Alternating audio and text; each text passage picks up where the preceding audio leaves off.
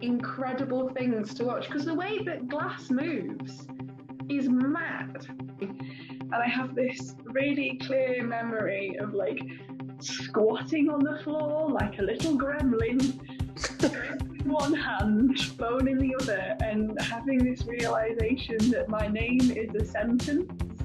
We like to self-describe as a three-pronged theatre company. The first prong is gay, the second prong is accessible, and the third prong is rickety. Until that I realised I was disabled, and that realisation and the way that I had to kind of change the way that I thought, the way that I did stuff, that has kind of set me on the path that I've been on ever since.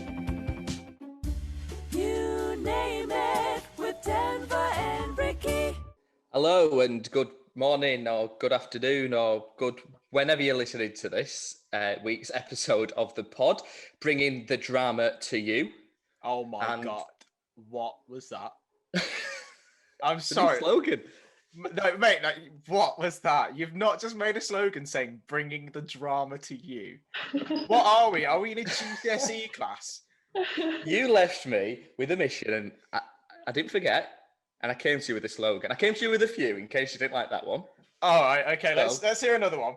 We've got obviously bringing the drama to you, which because people come to us with drama, but also we get actors, so there's like a pun in that because of drama. Then I wanted one with a you name it, so you name it, we gain it, because honestly, name it. When is this torture gonna end? In the show. Oh, right, go on then. What have you got better than that?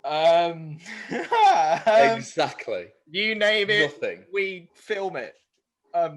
We don't film it. Wrong. Oh, we don't film it. You're falsifying everything. I'm just saying. How good was my theme tune? And this is what you bring to me. Yeah, you went onto Fiverr and paid someone to create you a tune. Well, you could have done that as well. I'm sorry. I'm not going to pay someone to create a tune when I'm coming up with things like that. Right. Okay. I think we've gone off topic here because I think we need to introduce our guest before they get frightened away from us because we start an argument with each other. So. A very, very, very interesting guest on today. She's absolutely fantastic and she has so much going on and I can't wait for this episode. So please welcome Georgina Taylor. Thanks, guys. That was lovely. What do you think of the slogan, Georgie? Oh, you name it, we gain it, or bringing the drama to you? I think they're both so exceedingly good. I couldn't possibly choose. I love it when they come on and kiss the ass, Ricky. Literally, I was like, people are going to be nice to you because this is your first meeting. Like, don't be nice to him. That was terrible, Georgie, right. And you can tell him. It feels weird calling you Georgina, so I'm just going to stick to Georgie. Is that all right? Stick with Georgie. So it's a pleasure to have you on the show, Georgie. I'm so excited to get into the meat of this film that we're going to get to. But I'm excited to get meaty. Oh, I'm excited to get so meaty. But before we move any further, we need to get to know you. So we do. Right.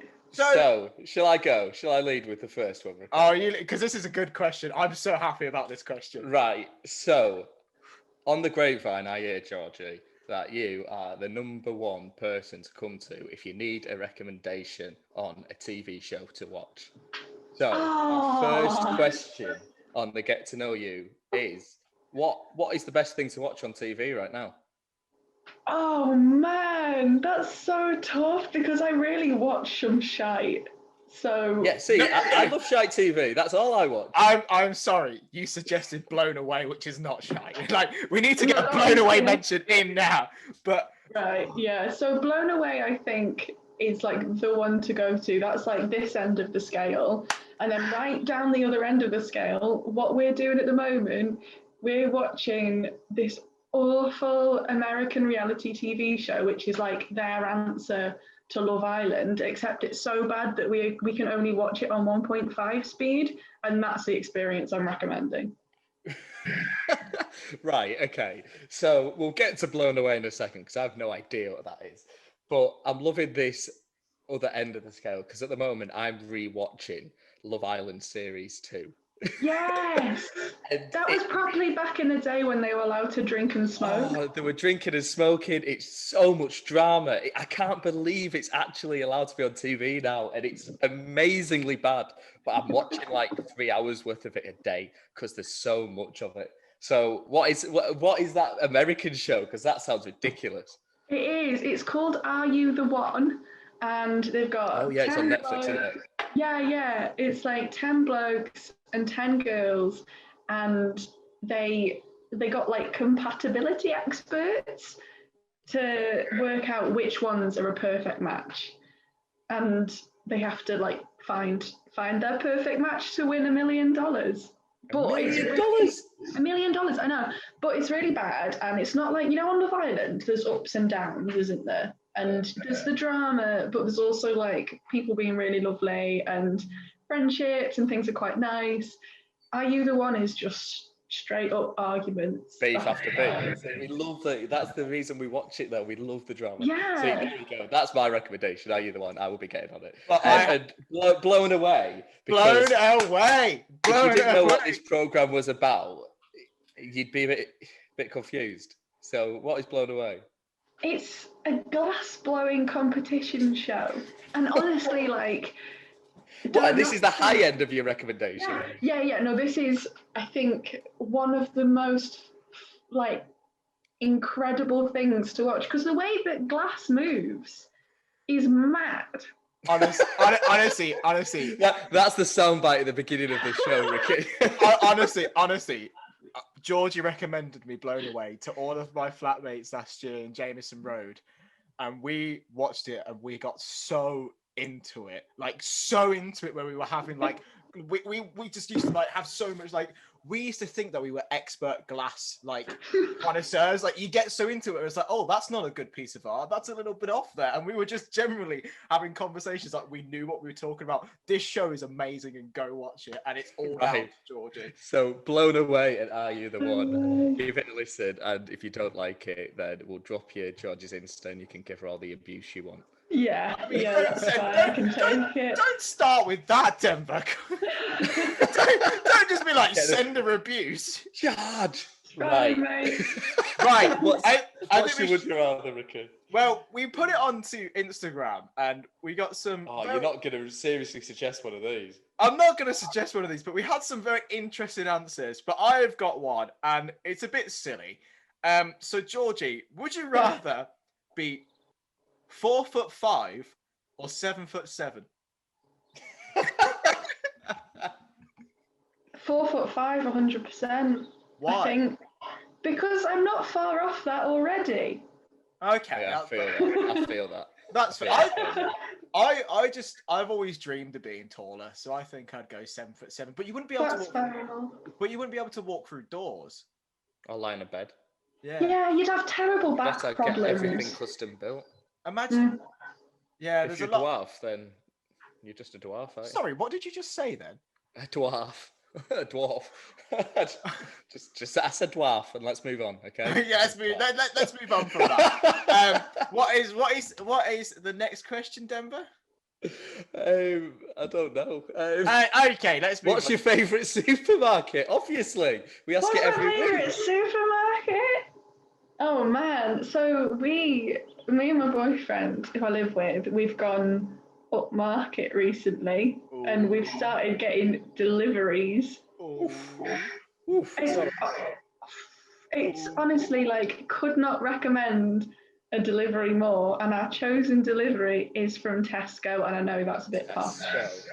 I know. You think Tesco's posh? Interesting. Yeah, maybe that says more than my actual choice. Have you got a club card first of all? I think I do, but I wouldn't be able to tell you.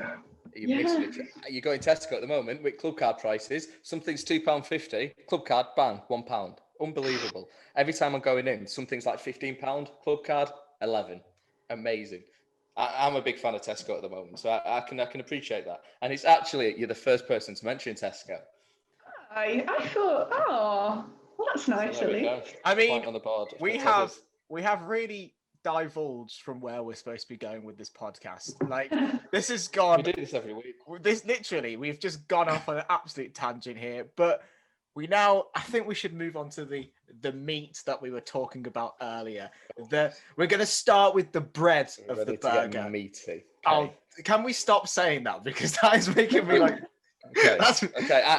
I'll start with the carving of the meat. I don't know this. No, but you're starting with the bun of the burger. The bun. Okay. Yeah, the bun. Right. Okay. You keep this analogy going. Georgie, we sent you the questions, and hopefully you've had a good think about who you want to be, and how your play or movie wants to go. So first of all, who's the actor that is going to be playing in this TV spectacular? Oh man, it's so hard, isn't it? Because your first thought is like, well, I'm going to play me. Yeah. But like, ideal world, we're talking like Netflix budget, Natasha Lyonne. Okay. Natasha Lyonne. You know, she's in Russian Doll and Orange is the New Black. I honestly have no idea who this is. I'm going to do a Google here. Yeah, do a Google. Natasha Lyonne, Orange. I've never seen the Orange is the New Black. Is that worth watching? Yeah, defo, I'd say. I can't even find her. This is. Oh yeah, Leon. Okay, yeah, I recognise the face. Yeah, So, Orange is the New Black. So why I'd would like to see how a northern accent is. I think that'd be interesting. And Where is it that you're from? I've noticed that northern accent. Where are you from? I'm from Chester. Oh, okay. Yeah. So not far from Liverpool. No, yeah, just down the road. Okay, so Natasha Lyonne. So why her? Why would you choose her? So obviously you're intrigued by the accent. What is it that you've seen her in that kind of made you go, do you know what? I want her to play me. I mean, like, it started with I really fancy her, and then somebody said that my hair was like hers, and I was like, there it is. That's all you need. Yeah, you need to fancy her and have hair like her, and that's it.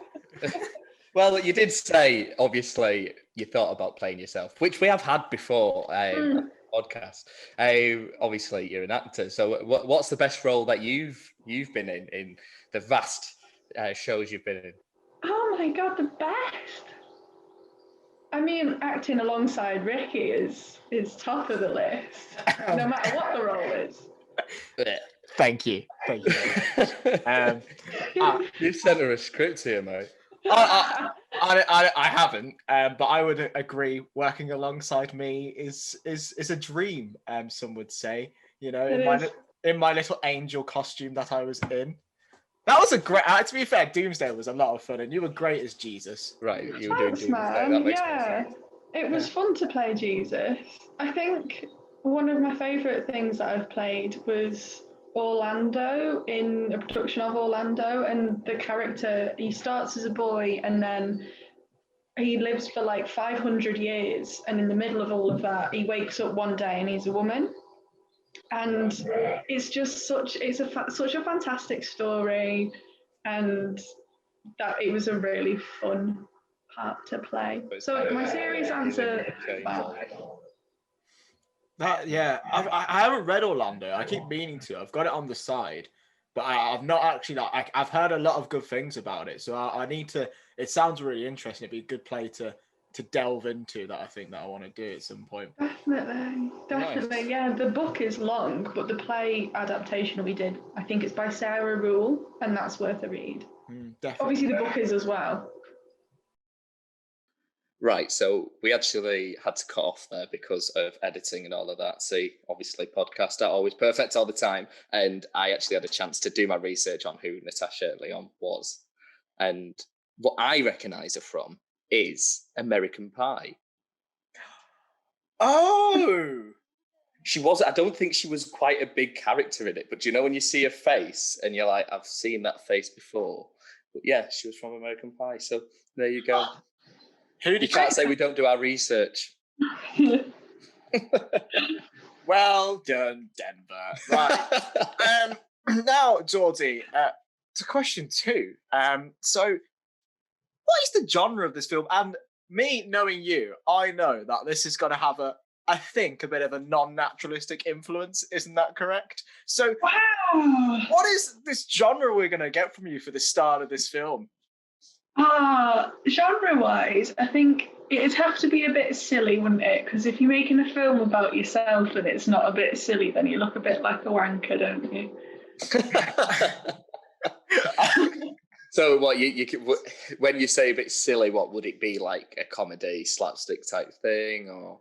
I think. Have you seen Pride? Yeah, I've seen Pride. So it's like good vibes. There's funny bits in it, but it's overall about social change and big things in the world. I think something like that would be a dream. Nice. And how's it begin then? So how does the journey of Georgina happen? Right. I had to think about this.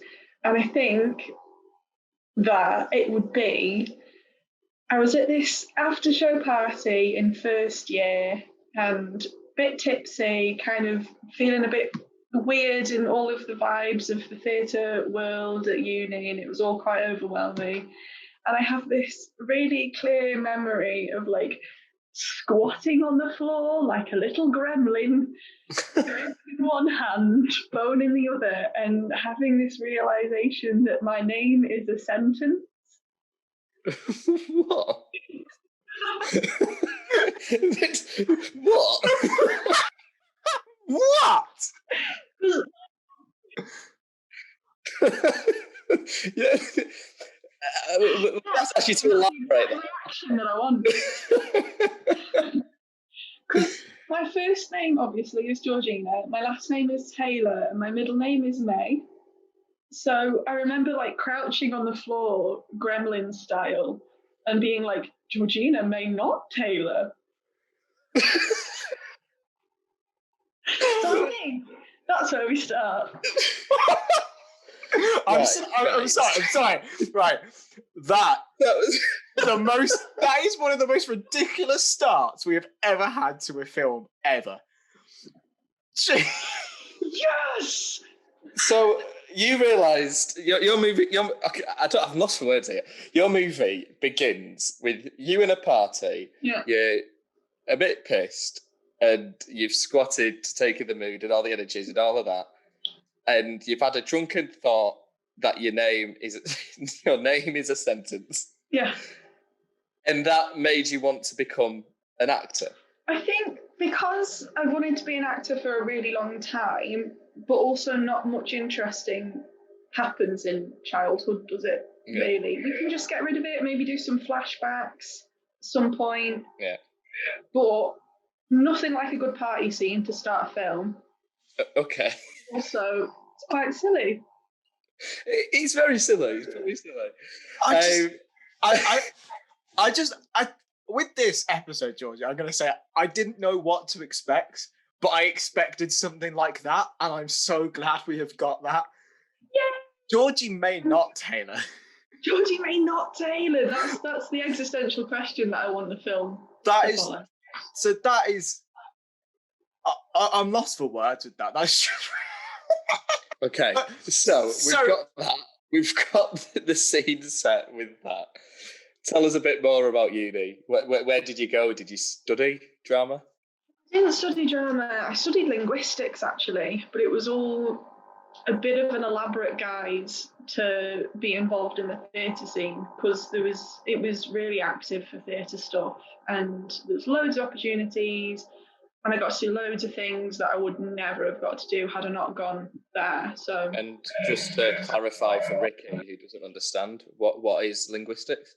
This is the thing. Usually people are like, "Oh, how many languages do you speak?" And I'm like, barely English. It's like the science of language. It's quite sciencey, but there's some bits that I think a lot of actors find interesting. It kind of overlaps with the way that we understand accents and stuff like that. And I always found that bit really interesting. So you'd say it helped you within acting. Some way. Yeah. Yeah, I pretty much hated it the whole way through, to be fair.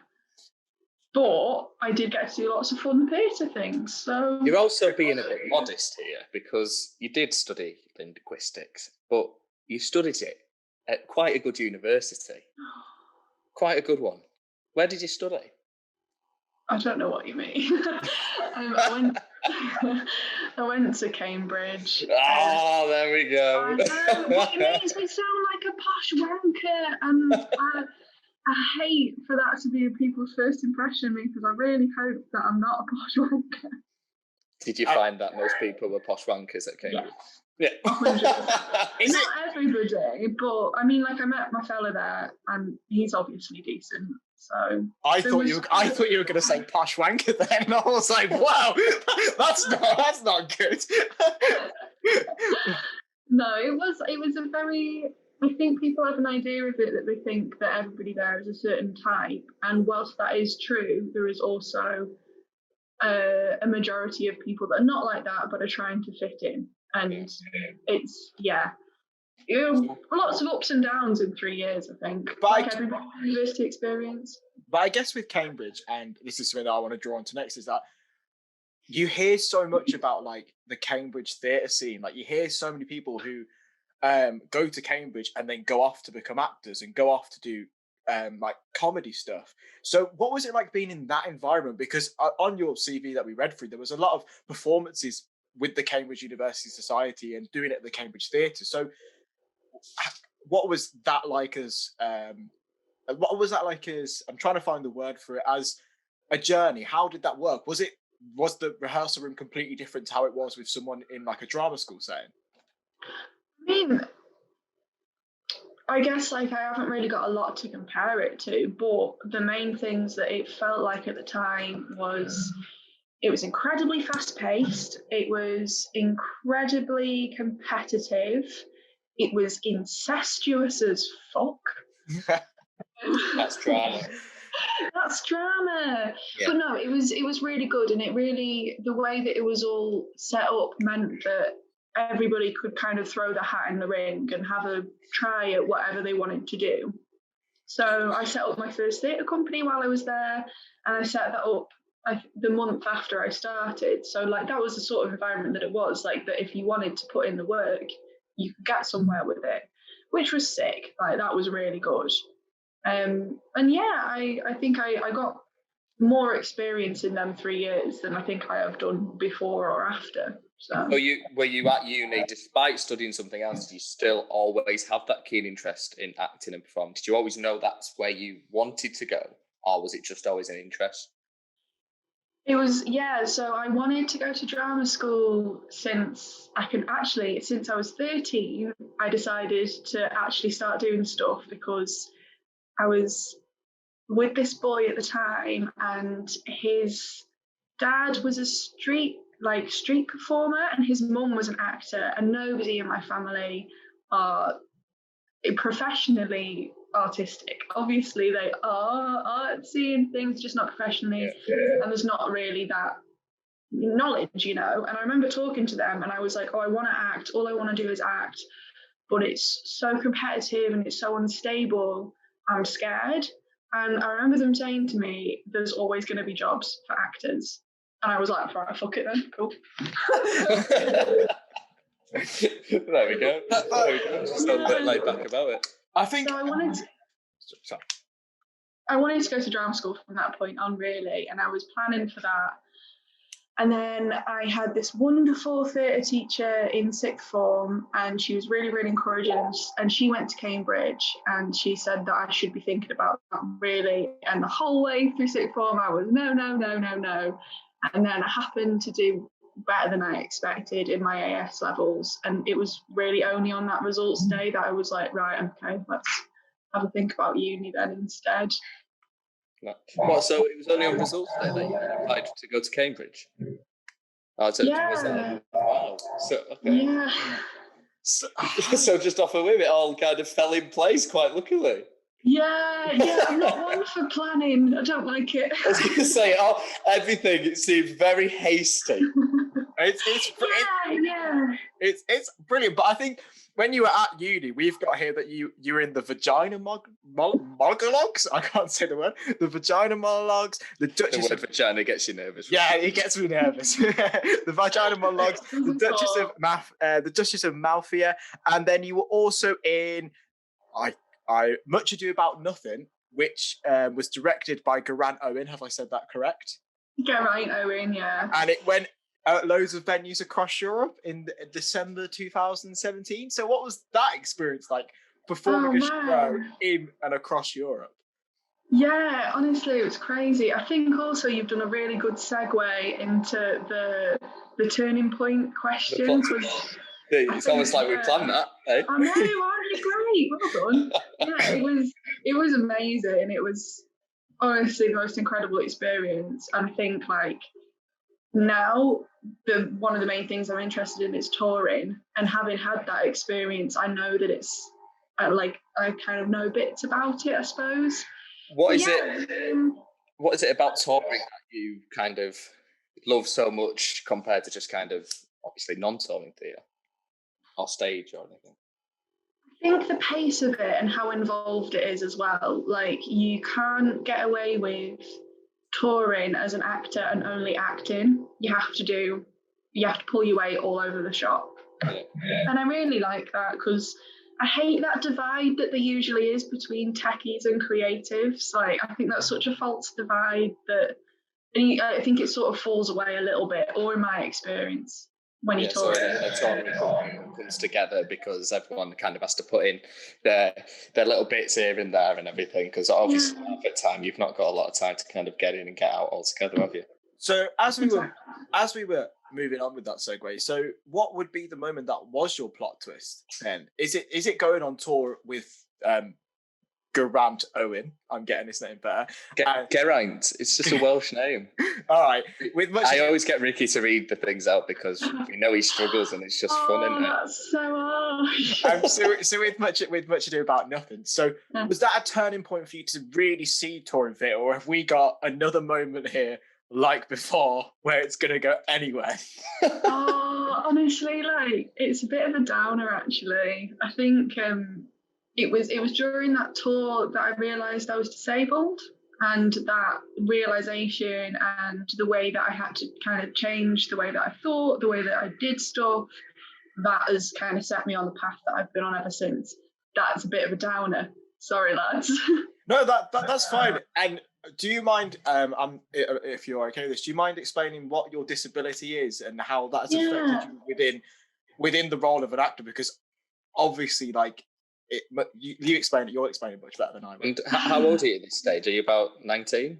Yeah, I was 20. I'm 23 now. So yeah, like when we were touring, there was a company of, I think it was about 24 of us, and it was in like the second week of touring, and I was noticing that I wasn't dealing as well with all of the stuff that we had to do as well as everybody else, and the way that I was feeling and behaving was more like another person on the team who was chronically ill.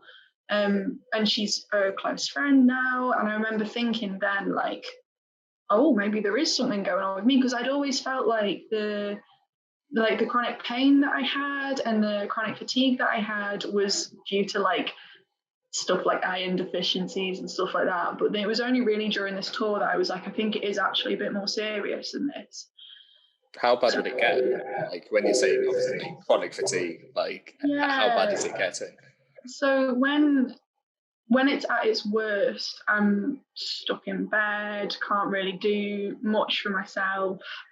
Like, when pain is bad, it's everything that you can think of. It's like every form of pain that you've experienced all layered on top of each other.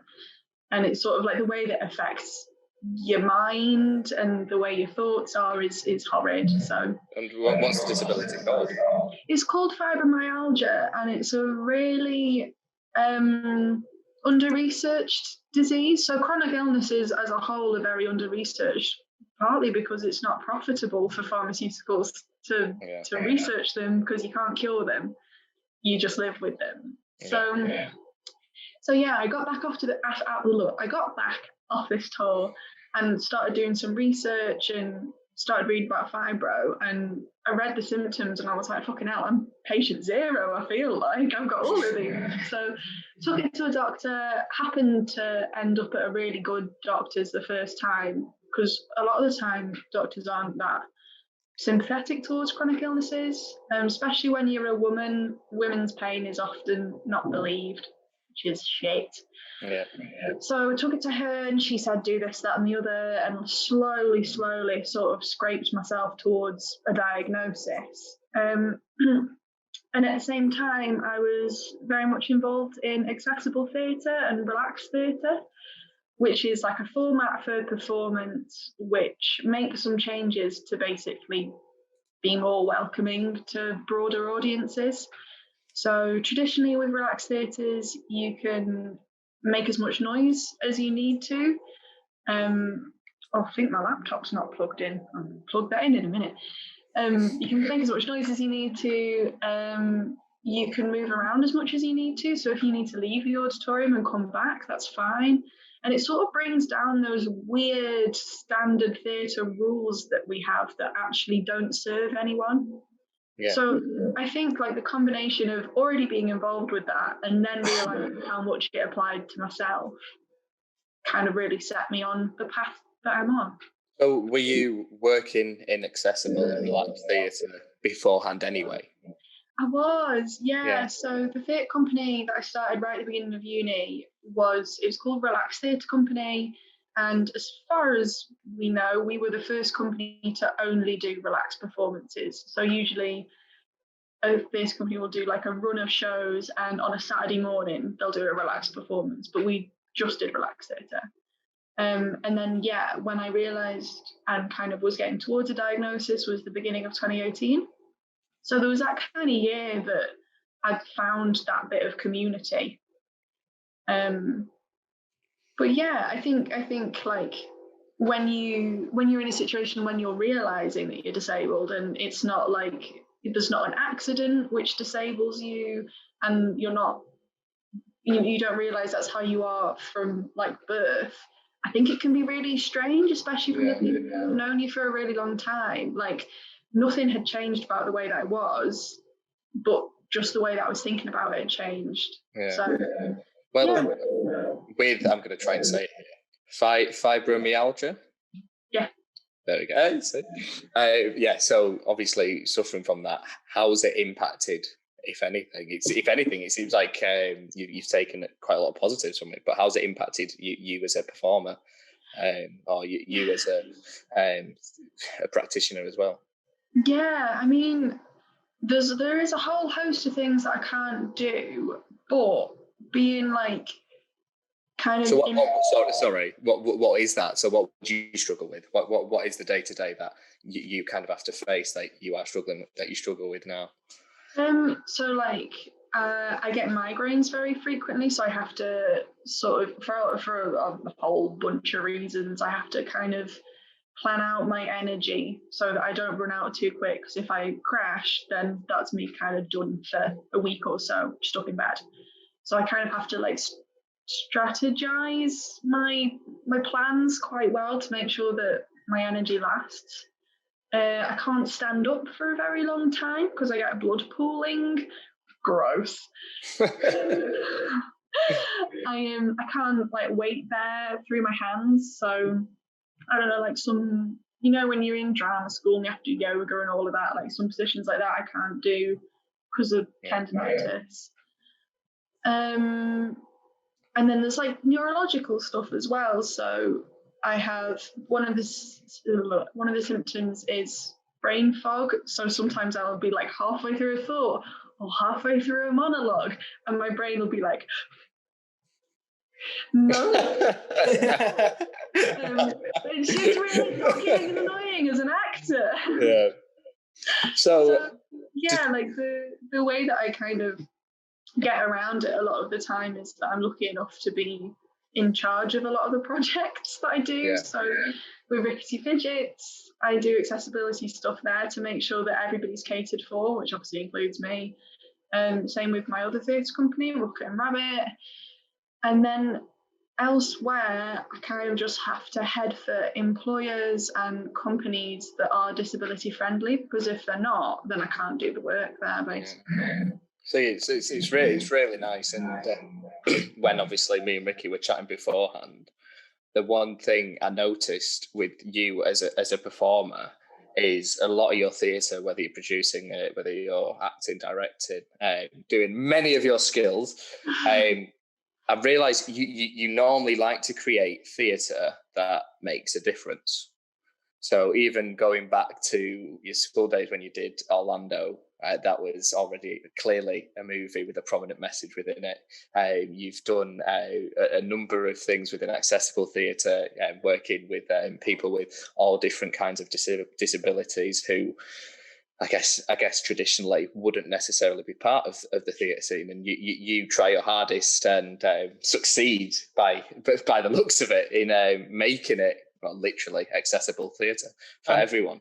And I really do think that like obviously we've worked together multiple times, Georgie, but I think like that's what's so inspiring about like hearing about you, because it's like hearing that you are doing this to make people more involved within theatre is kind of what we need at the moment. Like it's so lost in schools at the moment that people are getting left out and drama's getting cut left, right and centre. We need people to get as many people involved in theatre, and people, otherwise it's just, hopefully, but otherwise it will just die out. We need to keep, theatre needs to keep evolving and changing. Otherwise, well, if it becomes too inaccessible for everyone, then what's the point of it? Do you know what I mean? And I think that's why I think you're such an inspirational person, is because you're generally trying to make theatre for absolutely everyone. And I think that should be like, if you are listening to that, I think that's the one point you should take away, that Georgie is doing absolutely brilliant things to make sure everybody's involved within theatre. And it's something that, you know, that really, like Georgie, you're a massive inspiration to me. So I think that's what I think I've got a bit like, because I when been working with you, I haven't really heard that story. So when you hear it, it kind of goes like, wow, like you really have like come through a lot. And like you went to drama school, you never once, you know what I mean? You never once seemed like it was a problem. You just let us know and we were all there for you. And it's it's really good. And big Thanks, man. That's so kind. I'm overwhelmed from both of you. But I think this is what we do. We have forgotten about the movie, and that's what I think we need to get back to, because this is this all ties it up, doesn't it, Ricardo? Because I think we've got everything. We've got that wonderful scene to start with, haven't we? Like Georgie at a party, Georgina May not Taylor is unbelievable. We've got a plot twist, which I think comes from, finding about the chronic illness and moving from there. And then I think the next question we have is, how is this film going to end? Not saying how is it going to end for you, but what's next for Georgina Taylor? Man, that's crazy, especially now that you've said all these really lovely things about me. I feel like I need to say something very philosophical. Go on. Just make it as philosophical or as ridiculous as Make it a metaphor that we don't understand, please. Man, how would it end? I think, again, part of me would want it to, the way that Pride ends, and it's this big march through London, and then there's credits of all the actual real life things that happen because of the things that you see in the film. And you sat there sobbing, and you're happy and you're sobbing. I think, honestly, obviously my big goal is to make things more accessible and make things more welcoming. So if I have made a change anywhere, it would be sick if it was that kind of vibe at the end, like Pride vibes at the end. But also, it's got to be silly, because we don't want to be a wanker about the film. So. But it is. That's what a good comedy for me has. It's stupid, it's silly, it has the silly start and this build-up where you connect with the characters on a jokey level, but it still has a really serious message within it. And you've got that within kind of your story, the way you've even told it to us. It was all quite, you did it very comically, but it had its serious tone, and there's a time and place for that within the movie. So you've got that within your plot twist, the way that it ends. Yeah, it's a nice celebration, a great way to kind of embrace being who we are and what we are. I think that's brilliant. I think that. Sorry, go on, Denver. Yeah, will you shut up? Will you stop interrupting me? He don't. What were you saying? No, absolute gobshite you.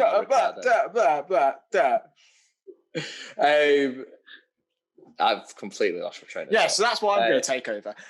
So Georgie, obviously we cannot end, and we're getting towards the end, but we cannot end without talking about Rickety Fidgets and Rocket and Rabbit. So would you like to explain to us what Rickety Fidgets are, firstly?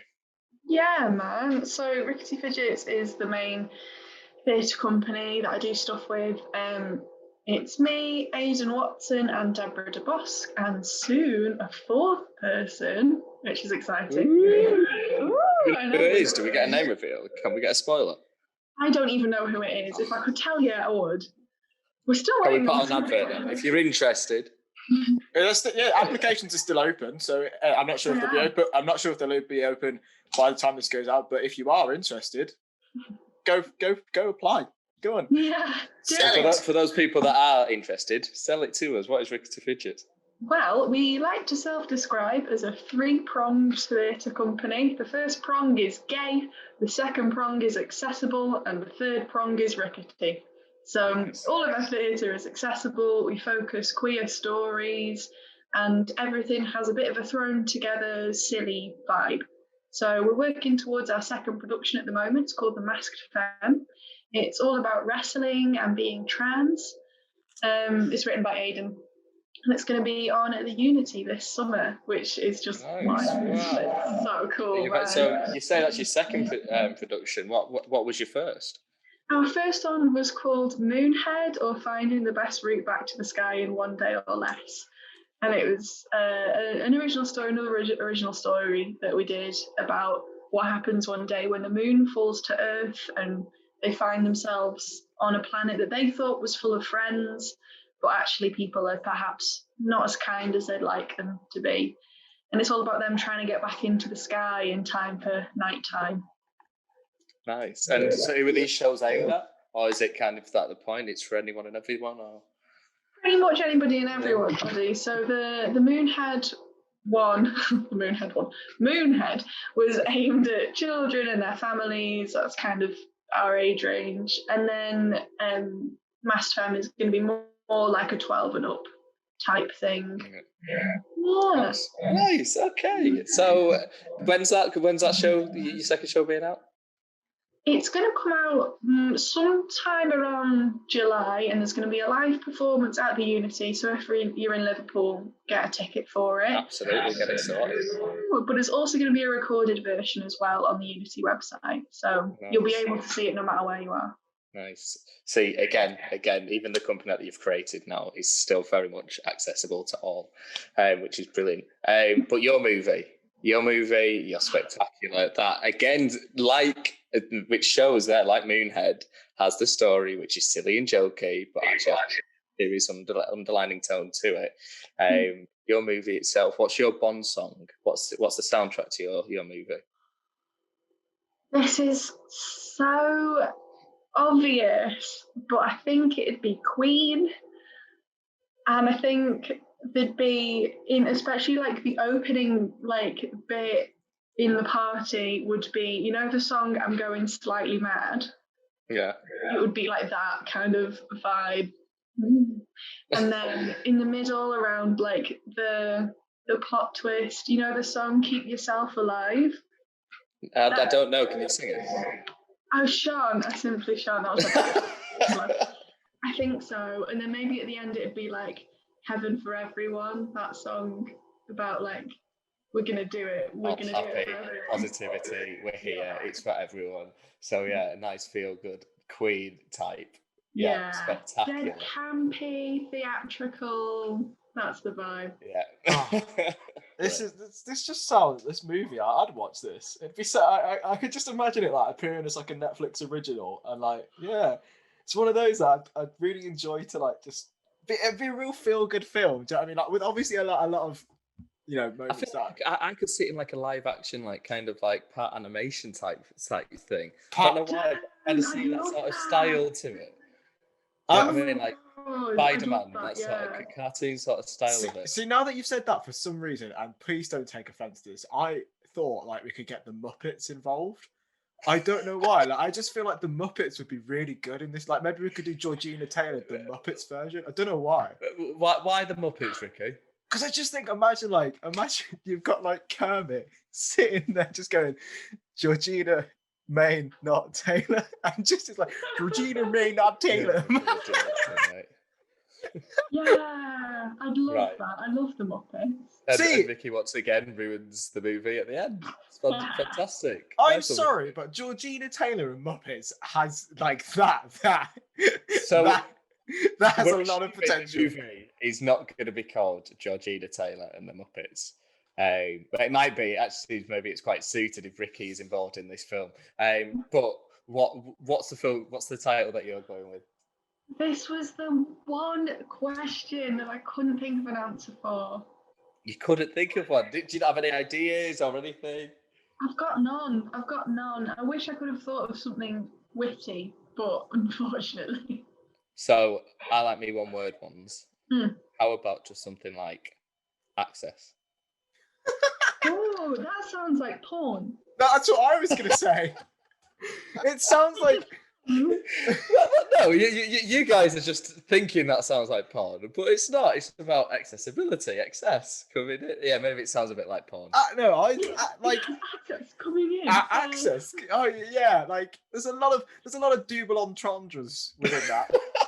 Is that the word, Georgie? Oh, like accessibility, access, and the ability is in caps because it's like, yeah, got the ability. Yeah. This is why you don't create slogans, do you?